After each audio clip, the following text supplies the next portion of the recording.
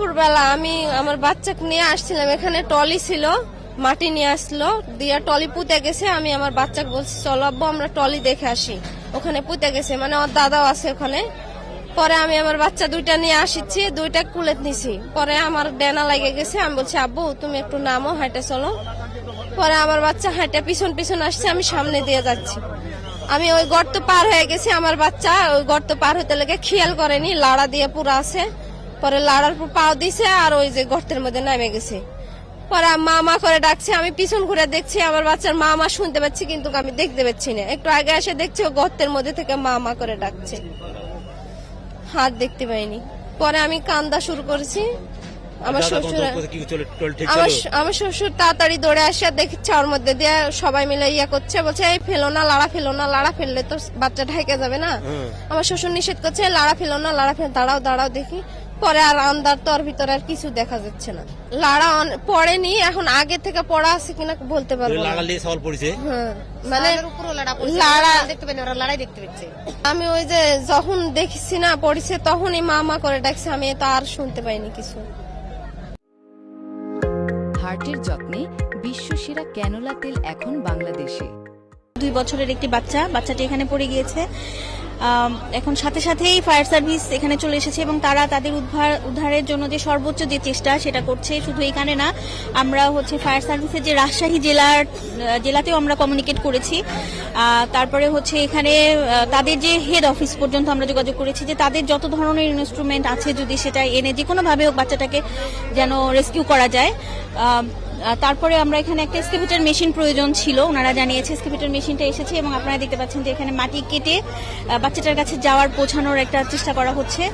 আর তাছাড়া আমাদের মেডিকেল টিমও এখানে আছে, অ্যাম্বুলেন্স এবং অক্সিজেন যাবতীয় তার যেন ফার্স্ট এইড যেটাকে বলা হয়ে থাকে, যেন বাচ্চাটাকে উদ্ধার করার সাথে সাথে তার যেন কোনো চিকিৎসার কোনো ধরনের কোনো ত্রুটি না হয়, সাথে সাথে যেন তাকে আমরা একটা চিকিৎসা যেন দেওয়ার ব্যবস্থা করতে পারি, সেগুলো সব আমাদের এখানে রয়েছে। এখন বাচ্চাটাকে উদ্ধার করতে যেটুকু সময় লাগবে, এখন এটা যেহেতু এখানে বাচ্চাটার কাছে যেটা ফায়ার সার্ভিস বলছে যে বাচ্চাটার কাছে তো আর এখান দিয়ে পৌঁছানো যাচ্ছে না, পাশে একটি গর্ত করে সেখান থেকে ঢোকার চেষ্টা করা হচ্ছে। বাচ্চাটা যেন নিরাপদ থাকে সেটার জন্যই চেষ্টা করা হচ্ছে, পাশে গর্ত করে ঢোকার জন্য। এবং হোপফুলি 30 ফিটের মধ্যে আমাদের মনে হয় 20 ফিটের মতো গর্ত ইতিমধ্যে করা হয়ে গিয়েছে যেটুকু জানা যাচ্ছে।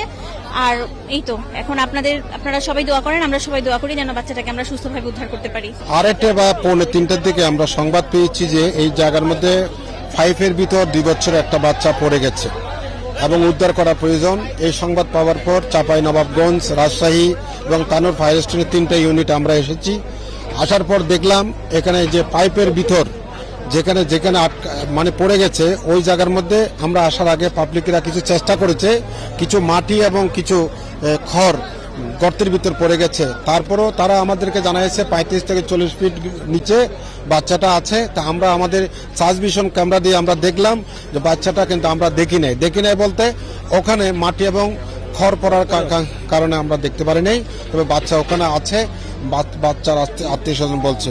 তা আমরা সাথে সাথে আমরা স্থানীয় প্রশাসনকে জানিয়েছি আমাদের এক্সকেভেটরের প্রয়োজন আছে, আমাদের এই মেডিকেল টিমের প্রয়োজন আছে, হ্যাঁ আমাদের অক্সিজেনের প্রয়োজন আছে। আর আমরা এখানে ভেন্টিলেশন ফ্যান আমরা এনেছি, আমরা সবকিছু আমরা মানে লাগিয়ে রেখেছি। বাচ্চাটাকে যতটুকু বাঁচিয়ে রাখা আমরা চেষ্টা করছি, বাদ বাকিটা এক্সকেভেটর মাটি কাটা শেষ করে দিলে আমরা বাচ্চারা উদ্ধার করতে পারবো। উদ্ধার কার্যক্রম এখন ভেন্টিলেশন তো দেওয়াই আছে এবং মেডিকেল টিমও আছে সবকিছু, আর এক্সকেভেটর দিয়ে মাটি কাটার মানে চলছে। আশা করি 3 ঘন্টার মধ্যে মাটি কাটা শেষ হবে বাচ্চাটা। আমরা না এক্সকেভেটর আছে প্রায় 5টার দিকে। আশা করি 3 ঘন্টা কাজ করলে মানে আমরা উদ্ধার কাজ শেষ করতে হবে। জি, কারণ মাটি তো কাটতে হবে 35 ফিট থেকে 40 ফিট গভীরতে, মানে মাটি কাটতে হবে।